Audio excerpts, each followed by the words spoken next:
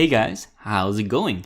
This is Tim, bringing you guys daily deals with Tim, where I talk about the latest news and deals on cryptocurrency, all for you guys.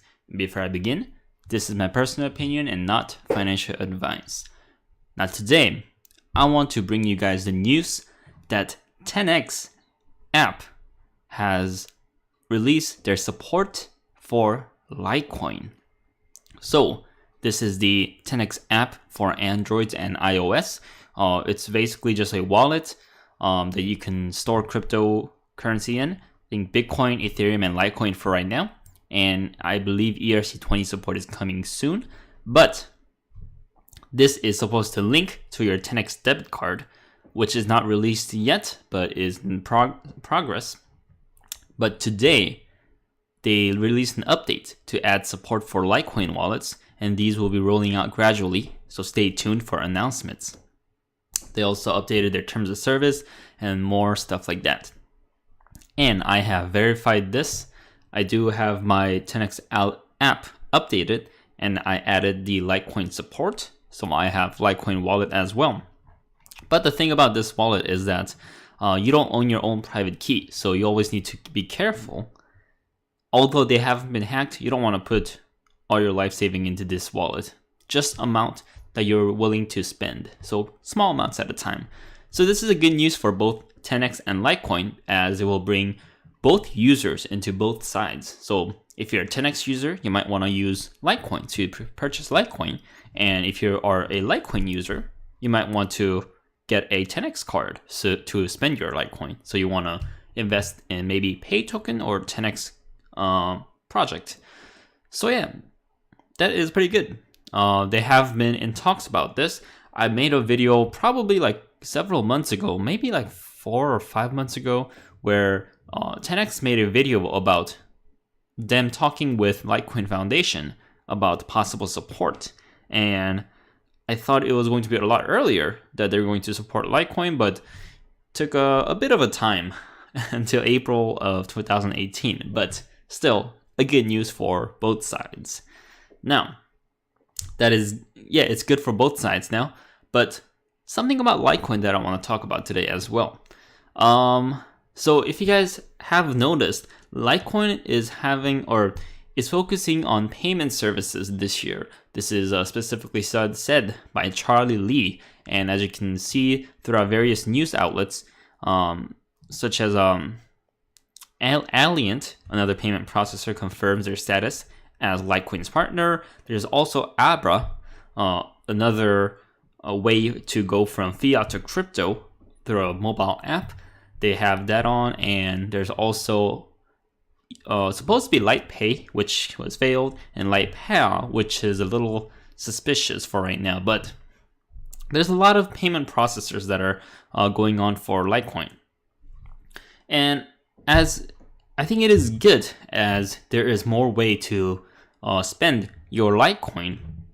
However, just one thing that I have been struggling with Litecoin is that fundamentally, Litecoin is supposed to be a payment coin. And if it's supposed to be a payment coin,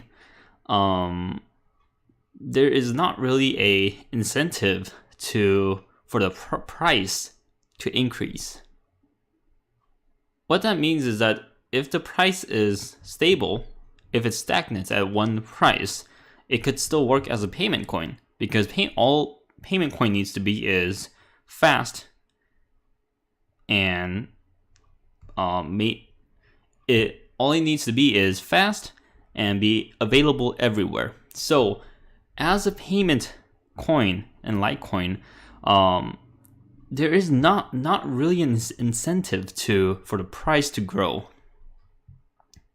And fundamentally, I think that's what Litecoin is lacking right now, because the edge of Litecoin against other cryptocurrency is that it has fast transactions, faster confirmation time, and right now it's spreading out its influence on being easy to use over a lot of payment merchants. But other than that, fundamentally, it itself doesn't really have any advantages. And I think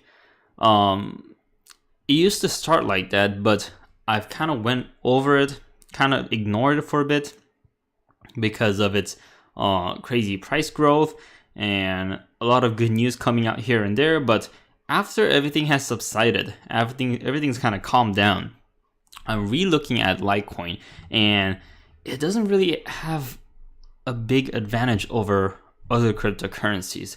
I mean, it is stable. It has been secure for many years, similar to Bitcoin, a little less years, but still. It does have years of, I guess, experience or security. But I think for Litecoin to really shine among the other mess of cryptocurrencies, it really needs a couple of things. I think probably two things that Litecoin need is security and privacy. Because if it's private, at least if it has an optional privacy or natural privacy, it will be a coin to look out for. Similar to Monero or, similar to Monero, as Monero is naturally private or organically private. So it's something to kind of desire over other cryptocurrencies. However, Litecoin is pseudo-anonymous, similar to Bitcoin, so it doesn't have any edge for that. And for security, Litecoin doesn't really have much security as well. I mean, it has years of not being hacked, such as Verge, where today there was an announcement where Verge was 51% hacked, which is a big concern for cryptocurrency. Basically means that your crypto is unsecure. So I would probably recommend you guys to stay away from Verge for now. I'm not a big fan of the project, and there's a lot of problem going on. But Litecoin does have a history of security, but other than that, there is not really a set, like a concept of Litecoin being secure over other cryptocurrencies. So it's a growing concern for me. And I've been looking at other crypto personalities, and they've been talking about just certain aspects of Litecoin. Although it stands to be kind of the OG cryptocurrency, it's not progressing. As I said before in the previous videos, it needs to run its train and accelerate, or like a snowball, pick up its pace and keep rolling on. However, I just don't see a lot of progress in Litecoin so far. Now, it doesn't mean that I'm bearish on Litecoin, but I think for further on in the later years, I'm not too bullish on it for now. Until I see more development, or at least ideas or concepts that will strengthen Litecoin's kind of presence in the crypto world, I'm not very it's hard to word it. I'm neutral on Litecoin for right now. Maybe it's just today. Well, one thing I did was, if you guys know Peter Saddington, or he runs a channel on Decentralized TV, I was on his stream for a bit, and I saw his frustration with Litecoin, as he's a very avid Litecoin supporter, or at least was. Even he dollar cost average a lot of Litecoin, bought the Litecoin ledger, and a lot of support for Charlie Lee. But in the last several months, Charlie Lee hasn't really changed. He actually sold his stake in Litecoin, and there's nothing kind of accelerating about the project. As for payment merchants, it's good to spread, but fundamentally and at the core, the Litecoin's not really moving anywhere. So with that, I'm staying neutral on Litecoin. Although I started off with Litecoin, it was one of my first purchases in cryptocurrency.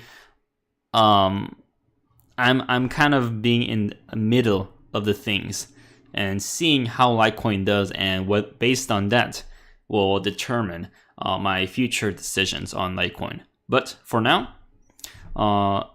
hoping for a lot of changes in the future, and Charlie Lee to step up to action and kind of lead that change, and hopefully a good change. So thank you guys. If you guys like this kind of content, like this video, comment below, and smash that subscribe button. Also, if you guys want to support the channel, check out the links below, and I'll really appreciate that. And as always, I'll bring you guys more deals on Daily Deals with Tim.